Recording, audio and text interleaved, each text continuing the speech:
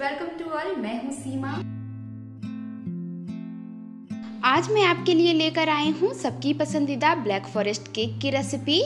यह हर ओकेज़न के लिए बिल्कुल परफेक्ट होता है और इसे बनाना भी बहुत ही आसान है। तो आज हम घर पर बहुत ही सिंपल से स्टेप्स में इसे बनाएंगे। तो चलिए इसे बनाना शुरू करते हैं। तो इसे बनाने के लिए सबसे पहले हम केक बेस बनाकर तैयार करेंगे। तो उसके लिए मैंने यहाँ 7 इंच डायमीटर का एक केक टिन ले लिया है और उसमें मैंने रख दिया है बटर पेपर और उस पर इस तरह रिफाइन ऑयल से मैं उसे ग्रीस कर रही हूँ। तो अच्छी तरह मैंने केक टिन को ग्रीस कर लिया है। अब हम इसे साइड में रखेंगे और अब एक बाउल में मैं यहाँ ले रही हूँ 1 कप पाउडर शुगर। चीनी को मैंने घर पर ही अच्छे से ब्लेंडिंग जार में पीस लिया है और साथ ही मैंने इसमें डाला 1/2 cup refine oil. Refine oil की जगह आप बटर का भी इस्तेमाल कर सकते हैं। उसके बाद हमें एक विस्कर की हेल्प से इसे अच्छी तरह मिलाना है। बिल्कुल इसे क्रीमी होने तक हमें अच्छी तरह इसे मिला लेना है। और अब मैं इसमें डाल रही हूँ 1 कप दूध हमें रूम टेम्परेचर पर ही लेना है, ना तो यह ठंडा होना चाहिए और ना ही बहुत अधिक गर्म। अब मैंने इसमें डाला 1 टीस्पून वनीला एसेंस और सबको अच्छी तरह बीट कर लेंगे हम। अब हम अपना ड्राई इंग्रेडिएंट्स इसमें डालेंगे तो उसे छान कर ही डालना है। उसके लिए मैं यहाँ डाल रही हूँ 2 कप मैदा की जगह पे आप गेहूं के आटे का इस्तेमाल भी कर सकते हैं।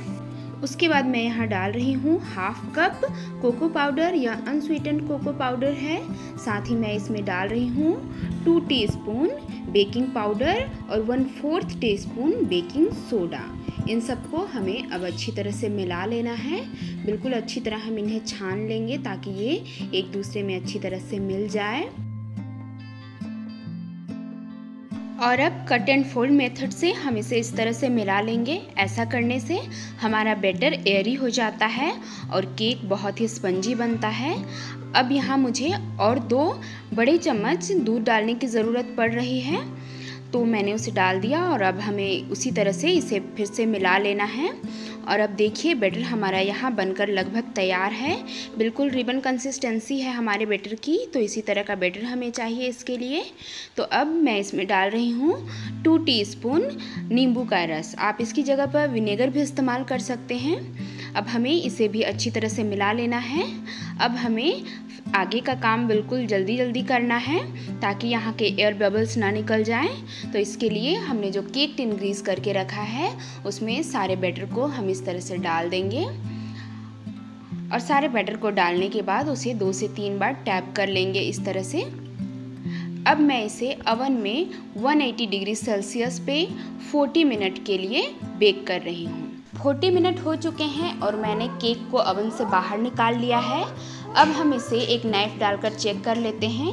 तो देखिए नाइफ़ यहाँ बिल्कुल क्लीन निकली है। इसका मतलब हमारा केक अच्छे से बेक हो चुका है।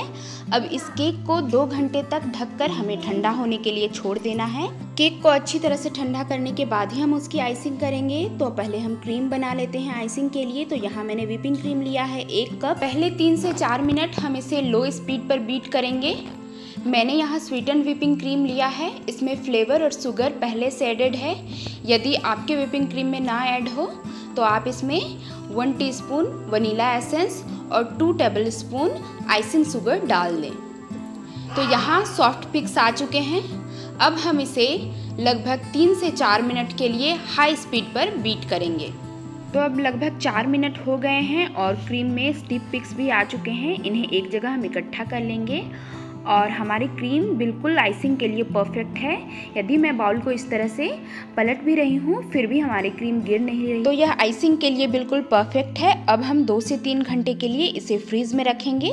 तो आइए अब हम चॉकलेट गनाश भी बनाकर तैयार कर लेते हैं। तो उसे मैं डबल बॉयलर से बना रही हूँ। इसके लिए मैंने यहाँ एक बर्तन में पानी उबलने के लिए रखा है और उसके ऊपर हम एक बॉल रखेंगे और उसमें मैं डाल रही हूँ 1/4 कप चॉकलेट कंपाउंड और साथ ही 1/4 कप बराबर मात्रा में अमूल की फ्रेश क्रीम मैंने यहाँ ली है। अब इसे अच्छी तरह चलाते हुए हम मेल्ट करेंगे। चॉकलेट गनाश में एक्स्ट्रा शाइन लाने के लिए आप इसमें 1/2 टीस्पून बटर भी ऐड कर सकते हैं। इसे अच्छी तरह चलाते हुए हम मिलाएंगे और बिल्कुल इसे अच्छी तरह मेल्ट करेंगे। तो देखिए यहाँ चॉकलेट गनाश हमारा बनकर तैयार हो चुका है और इसे अब हम फ्लेम से उतार लेंगे और देखिए इसे अब हम थोड़ी देर के लिए ठंडा होने के लिए छोड़ देंगे। यह बिल्कुल पोरिंग कंसिस्टेंसी में है। अब इधर चॉकलेट स्पंज केक भी हमारा अच्छे से ठंडा हो चुका है, तो इसे भी हम निकाल लेते हैं। इस तरह से इसे पलटकर 2 बार टैप करेंगे और यह आसानी से निकल आएगा। तो देखिए चॉकलेट स्पंज केक हमारा बहुत ही बढ़िया बनकर तैयार हुआ है। अब इसके पीछे जो हमने बटर पेपर लगाया था उसे हम निकाल लेते हैं। तो बहुत ही बढ़िया चॉकलेट स्पंज केक बनकर तैयार है। अब इसके ऊपर का जो अनइवन लेयर है उसे हम इस तरह से काट कर निकाल लेंगे। और अब मैं इस चॉकलेट स्पंज को 3 लेयर्स में काट रही हूँ। आप इसे 2 लेयर्स में भी काट सकते हैं और आप इस केक का टेक्सचर देख सकते हैं। यहाँ और एक लेयर्स में काट रही हूँ और ये हमारे तीनों लेयर्स यहाँ कट कर तैयार हो चुके हैं। अब हम इसे साइड में रखते हैं।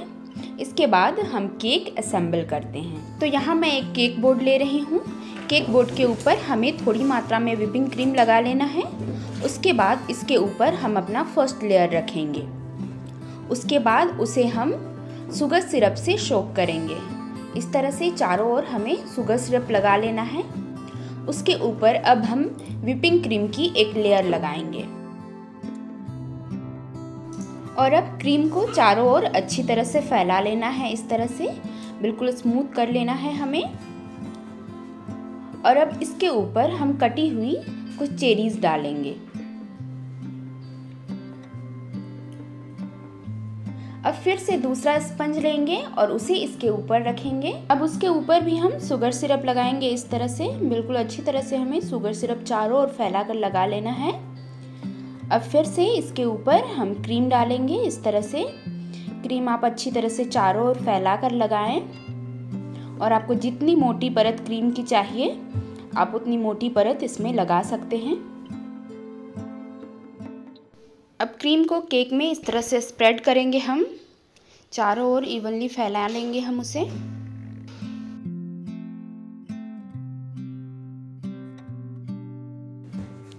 उसके बाद फिर से इसके ऊपर कुछ चेरीज डालेंगे हम।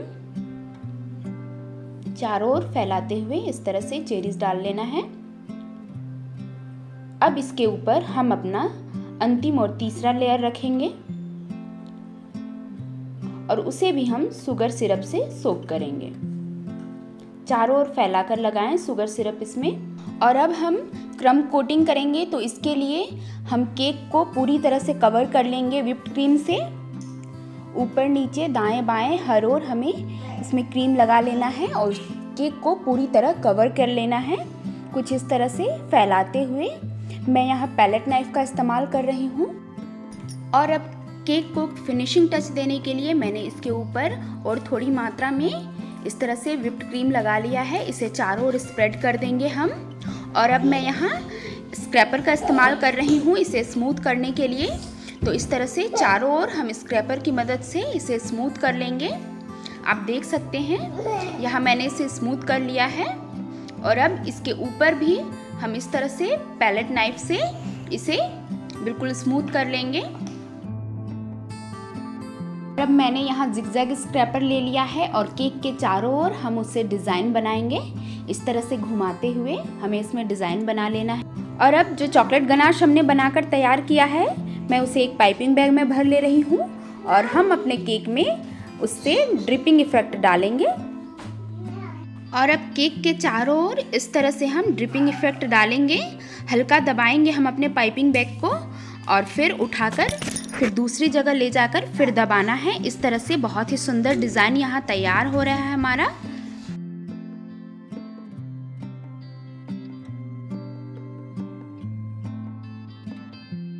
ये डिज़ाइन बहुत ही अट्रैक्टिव लगता है और बहुत सिंपल भी है। तो अब बचे हुए चॉकलेट गनाश को हम इस तरह से चारों ओर इसमें सर्कल बना लेंगे। उसके बाद अब बचे हुए व्हिपिंग क्रीम को हम फिर से एक पाइपिंग बैग में डालेंगे। अब मैं स्टार नोज़ल का यूज़ कर रही हूँ और यहाँ सुंदर से फ्लावर बना ले रही हूँ।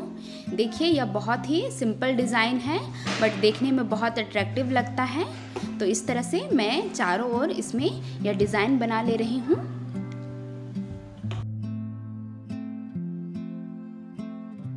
अब बचे हुए व्हिपिंग क्रीम से केक के नीचे भी इस तरह से मैं डिज़ाइन बना ले रही हूँ।